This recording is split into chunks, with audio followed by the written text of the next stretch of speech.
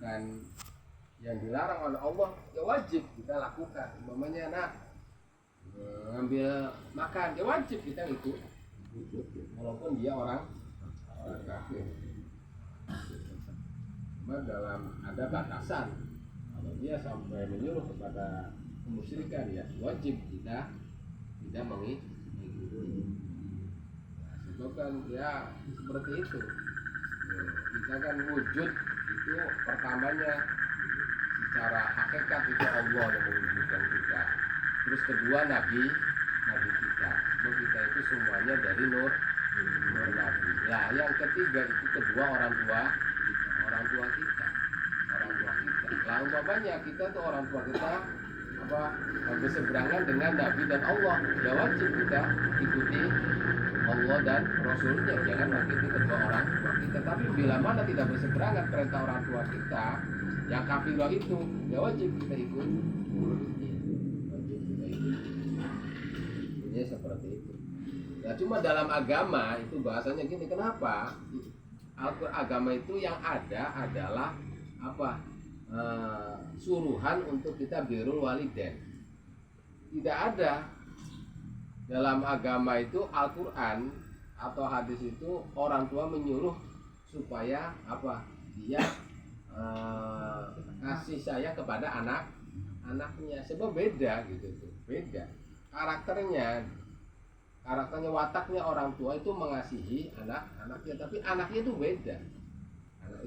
Makanya dalam Al-Quran yang ada itu kita disuruh untuk birrul walidain, tapi tidak ada Al-Quran itu supaya orang tua dia mengasihi anaknya gitu. Tidak ada. Kan fitnah. Mengasihi anaknya itu sebab udah otomatis lah, nggak disuruh juga udah. Iya, apalagi hewan pun ya kasih sayang kepada anaknya, ada ayam, kucing, itu apalagi manusia. Tapi anak kepada orang tua itu perlu yang namanya hislah, namanya perintah. Makanya di dalam di sininya kan kalau dalam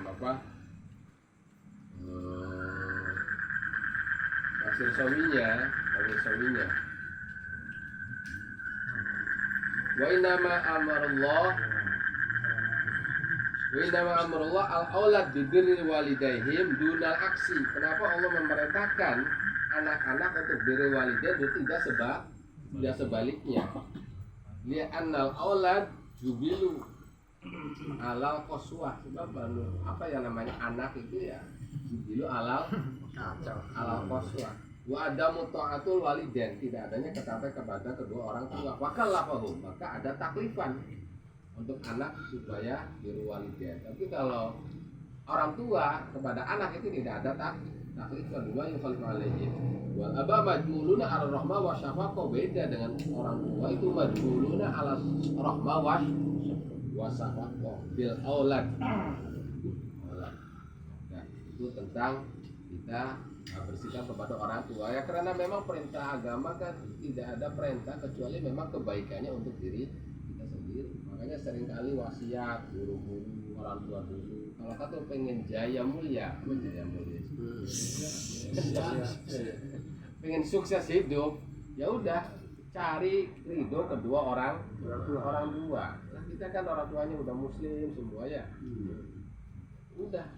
Pokoknya orang-orang dapat ridho kedua orang tua, dijamin tidak bakal sengsara hidupnya. Ya Allah, dijamin nih tidak bakal sengsara kalau dia diridhoi oleh kedua orang tua. Cuma kan apa bedanya kalau ibu itu biasanya untuk kesuksesan duniawi.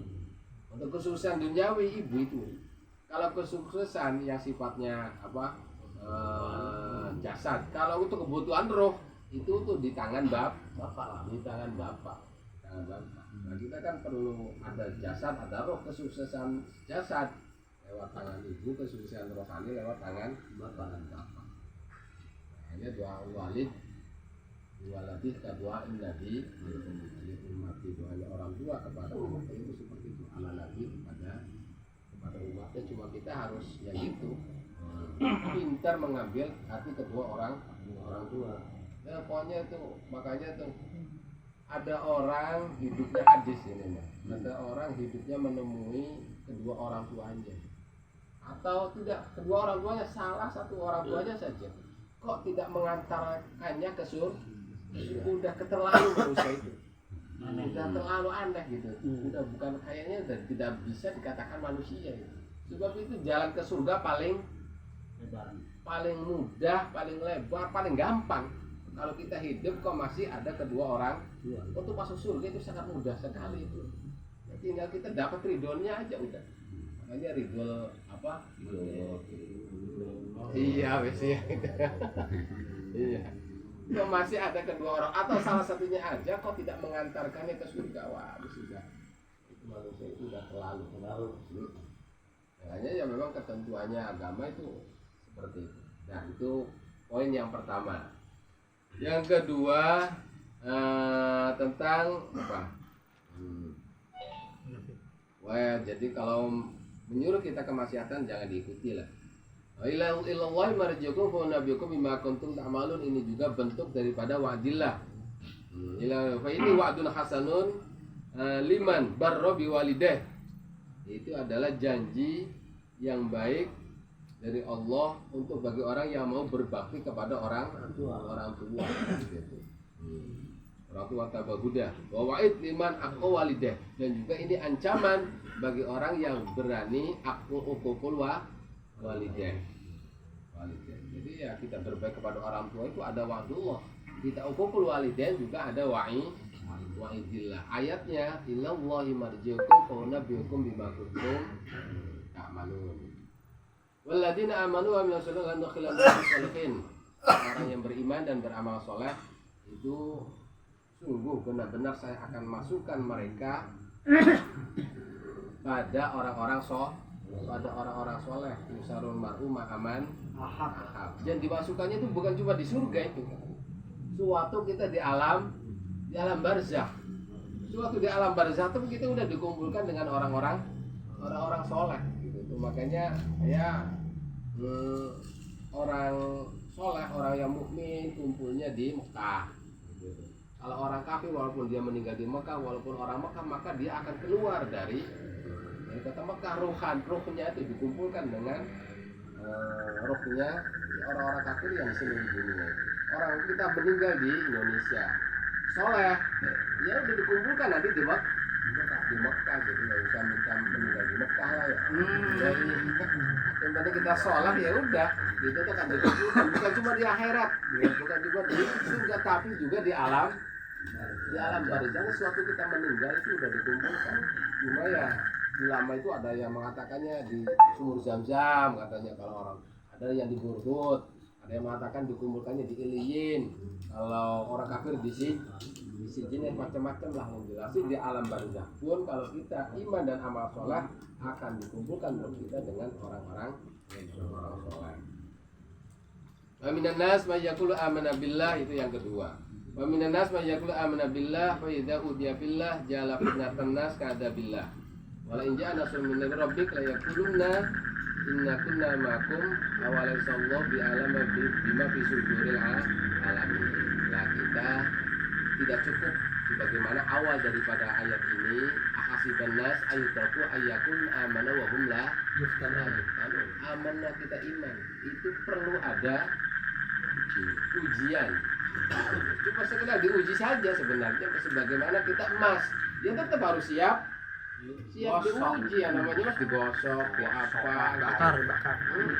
Tapi tetap ujian itu bukan berarti apa, justru akan membuat lebih bernilai gitu.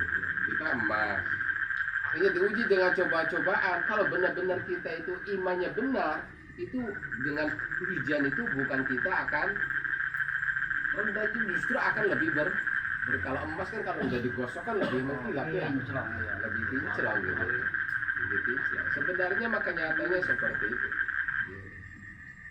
Nah, jangan sampai kita ngaku iman kena cobaan sedikit, sudah bingung lah, kita seperti itu.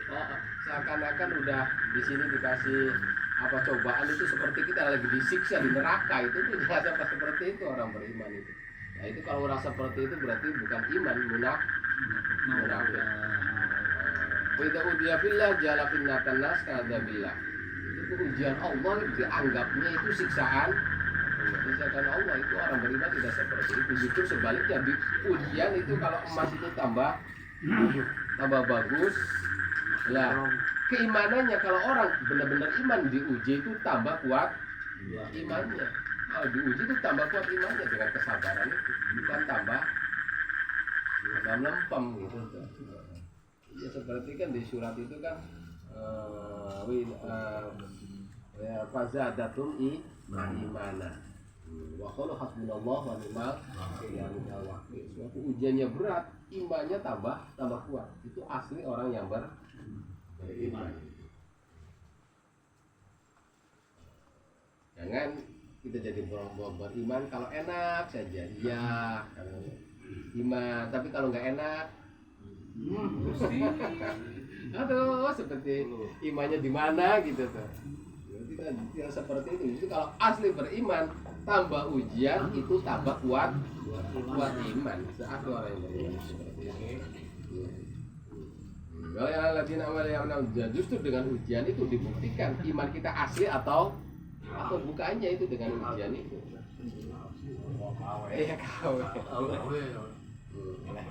Ya, itu yang kedua.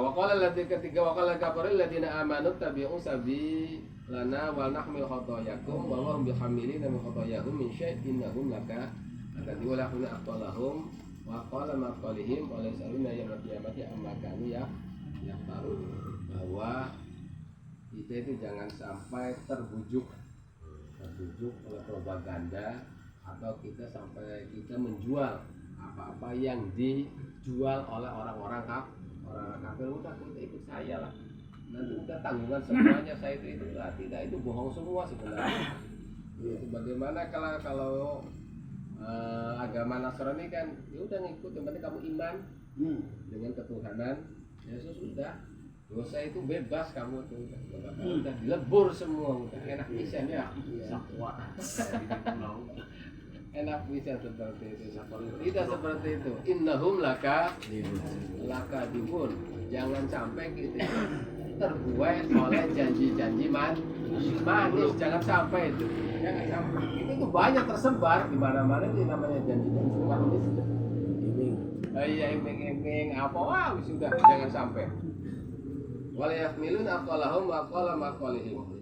Ya, justru orang yang menjual seperti itu dia akan dapat dosa dan juga dosa dari apa yang dia katakan, sebab sebagai dal mandalla ala syar apa ini mandalla ala khair, apa ini orang yang menunjukkan kebaikan, ya dia dapat kebaikan dan juga kebaikan dari orang yang melakukan kebaikan tersebut. Mansanna sunatan hasanatan, apa tepat terusannya, walahu ajruha wa ajruman amila biha wa man sanna sunnatan udah seperti itu.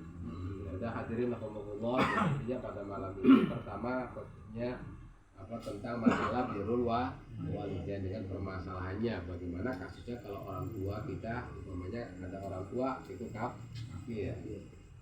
Kedua tentang bahwa kita orang beriman meninggal itu akan dikumpulkan dengan orang-orang soleh, bukan cuma di surga tapi juga di alam barzahnya. Udah nikmat pisan ya. Yang ketiga tentang bahwa kita mengaku orang beriman itu perlu pembuktian. Ujian kalau kita asli beriman justru akan tambah keimanannya. Tambah ujian, tambah kuat imannya. Ujiannya tambah berat, tambah kuat imannya. Bukan tambah lemah itu. Itu kalau tambah lemah mah munafikin itu. Terus tentang masalah dosa yang kita perbuat atau orang lain yang diperbuat oleh orang lain, apakah ada saling menanggung? Itu juga ada kaitannya dengan wala tazirwa ziratu wizra ukhra. Allahu a'lam.